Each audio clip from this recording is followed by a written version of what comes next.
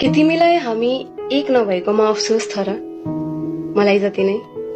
मेरो good night बिना तिम्रो परेली निदाउन खोज्दा, मेरो गुड मर्निङ बिना तिम्रो दिन उदाउन खोज्दा के सोध्छौ तिमी? मैले चुमेको निधार अरू कसैलाई छुन दिने कि नै? मैले जितेको मन फेरि कसैको हुन दिने कि नै?